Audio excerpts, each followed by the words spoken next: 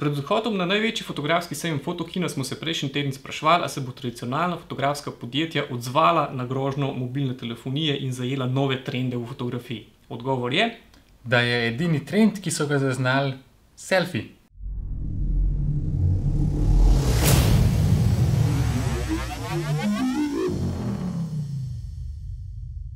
to, kako resen trend je selfie, kaže tudi to, da je celo Nikon končno predstavil majhen žepen fotoaparat, ki je primeren za selfije, ne samo, da ima možnost obračanja zaslona, ampak ima še celo en tak vertikalen nastavek, ki ga lahko postaviš pokončno, da delaš pokončne selfije, kar je nekaj, česar telefoni zaenkrat menda ne omogočajo, ampak še veliko bolj preprosti so bili pa takile primerki kitajske tehnike in sicer vseh mogočih teleskopskih nastavkov, na kateri lahko pritrdimo od takih malo večjih, no tole je majhen tako nestabilno, ampak v glavnem takih in drugačnih teleskopskih nastavkov, s katerimi lahko pritrdimo predvsem mobilne telefone in jih pol uporabljamo za snemanje ali same sebe, ali pa tudi za vohunjenje, recimo, da snemamo video čez množico ali pa da posnamemo kakšne fotografske izdelke v množici drugih obiskovalcev, zaradi tega, da smo do določenih vročih tehnologij sploh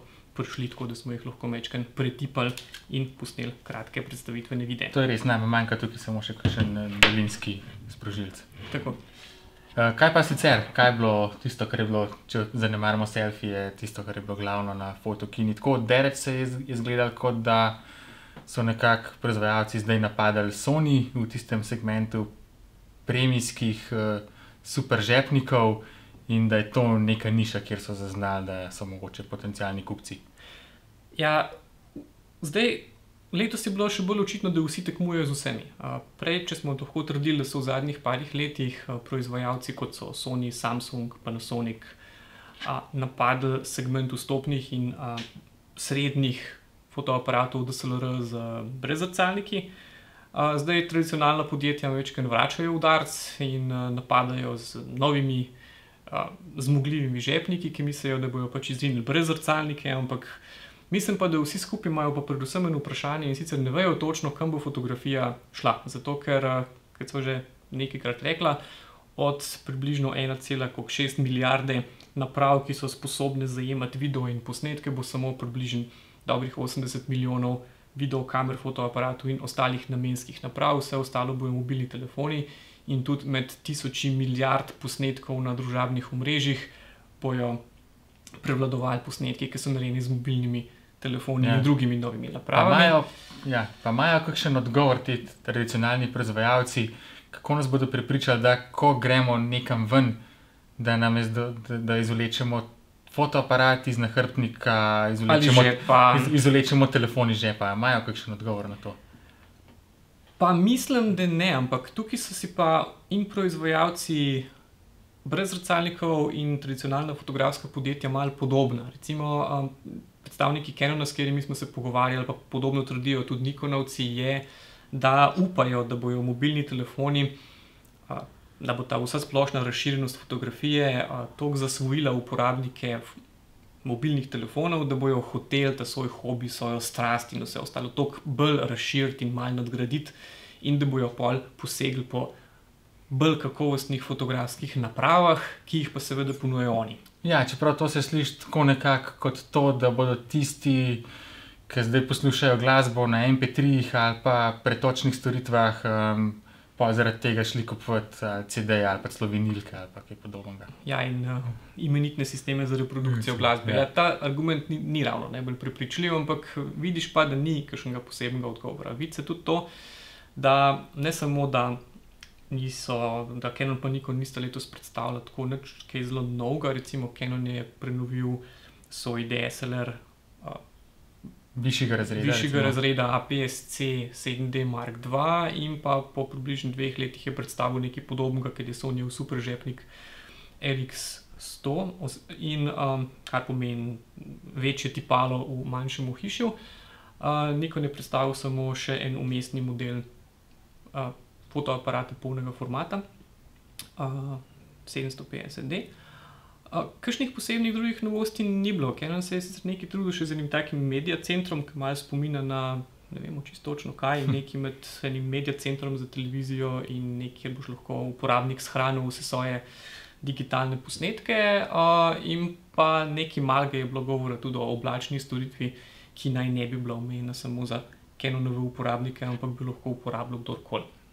Drugače pa, naslednji trend, ki je pa bil tudi dosti očiten, je pa to, da so proizvajalci na svojih razstavnih prostorih izrazito poudarjali izkušnjo, kar pomeni na podoben način, kot smo videli že na IFI, da niso govorili o tehničnih lastnostih, ampak so v glavnem govorili o pustolovščinah, o čustvih, o izkušnjah, podobno in recimo Nikon ima že dolgo to kampanjo IM, pa kaj vse si. Še bolj so izstopali recimo GoPro in pa ponudniki različnih teh oprem in pasov, kar je bilo tako kar malo zabavno videti, ker čisto vse demonstracije so nekako izhajale iz očitno predpostavke, da uporabniki njihovih storitev so mamenke ali specialci. Smo vsi ekstremni športniki. Ja, in skoraj vsi te trkovi so bili narejeni tako, kar pomeni, če boste naslednjič, ko boste viseli v previsni steni in boste imeli na sebi ovešen velik zrcalno-refleksni fotoaparat z ogromnim zoomom, potem uporabite naše pasove. Recimo tega je bilo veliko, ali pa GoPro isto. Pač v kakšnih ekstremnih situacijah lahko uporabljate njihove akcijske kamere. Kaj pa kakšen, recimo, če smo pri tem, da vsi fotografiramo s telefoni, je bil kakšen nov poskus spraviti tudi telefon kaj boljšega? Ja, je bil, in tudi predvsej medijske pozornosti je pritegnil Panasonic.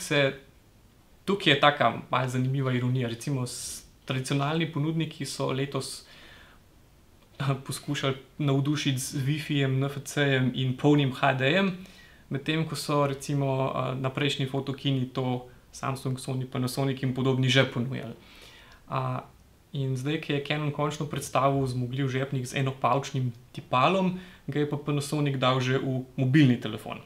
In ta Panasonicov mobilni telefon ali pa, ne vem, je to bolj mobilni telefon s fotoaparatom, je to fotoaparat z operacijskim sistemom, kar je nekaj poskušal že Samsung, ampak Panasonic je pa malo drugače zastavil zadevo in je izdelal razmeroma res tako dosti tako tanko in nerobustno in tako neglomazno zadevo, je precej tako, deluje manj lažje in manj robato kot do zdaj najboljši fotofon Nokia 1020. In prvi vtisi so v redu, so pa dali fiksen objektiv 28 mm in zelo tako dober zaslon in enopavčno tipalo, ki ga uporabljajo danes že številni te zmogljivi izdelki. Ta, bi rekel, igra številke pa malo zdaj v ozadju, koliko megapik, kakšne zaslonke in vse to. Ja, ta igra je res malo v ozadju in je skrita v izkušnje in v to, na kakšen način boš uporabil zahtevna fotografska orodja. Edina izjema in nekdo, ki še zmeraj noče izstopiti iz vojne številke, pa seveda Samsung kot vedno. In oni so pač z novim NX1 so vztrajali pri tej vitki številk in so se pohvalili, da je njihov nov brezzrcalnik. Ima na tipalu APS-C kar 28 megapik za šum oziroma za odpravo šuma bojo pa skrbeli pametni algoritmi.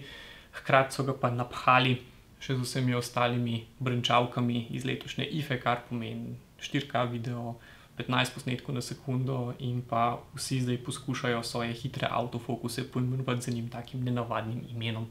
Recimo Sony si je izmislil 4D autofokus, Panasonic ima ene drugačne izraze, ampak v glavnem vsi autofokusi so najhitrejši na svetu in počasi že hitrejši od našega očesa. Je bilo kaj tako nenavadnega ali pa kaj nepričakovanega? Nenavadnega je bilo letos razmeroma malo, mogoče najbolj taka nenavadna napoved je bila, da se je Leica odločila pač zelo lajkasto izdelati popolnoma mehansko Leico, ki niti svetlomera nima, za približno 4000 evrov. Kar je še poceni za Leico. Kar je za Leico še razmeroma poceni in pa še en morebiti zanimiv poskus in sicer nova digitalna Leica, ki pa sploh nima več zaslona LCD, ampak se samo tako po Wi-Fi-ju poveže in imaš zadnji namesto zaslona LCD, imaš samo tako ene osnovne nastavitve ISO pa nič. Recimo malo te vrnitve v analogijo tudi je, recimo tudi proizvajalci filmov FOMA pa prodajalci filmov Edox so povedali, da v zadnjih letih poraba in prodaja filmov in fotografske kemije spet po dolgih letih padanja rahlo raste. Ja, kar pomeni, da vse nekaj malega je vrnitve tudi to. Pogrešali pa smo premislek, kaj bo s fotografijo naprej. Recimo, ni bilo nič kaj posebnih aplikacij za mobilne telefone, ni bilo kakšnih, recimo za vsak iPhone ali pa za vsak Android je več aplikacij za delo s posnetki, kot pa za fotoaparate. In težko si predstavljam, čeprav tako proizvajalci grejo previdno v to, da na fotoaparatih omogočijo tudi aplikacije ali pa da olajšajo povezovanje z mobilnimi napravami, je tukaj izredno okrnjena izbira. In če pogledamo, kaj je na voljo za Android pa za iOS na področju fotografskega softvera, spletnih storitev za izmenjevanje, deljenje, komentiranje, urejanje in tole fotografij, je fotografska industrija tukaj še kar precej let v zaostanku in nič ne kaže, da bi kakšen proizvajalec prav hotel privabiti razvijalce in iz tega delati nek uporabniško-razvijalski ekosistem za upravljanje s temi milijardami posnetkov, ki danes krožijo po spletu.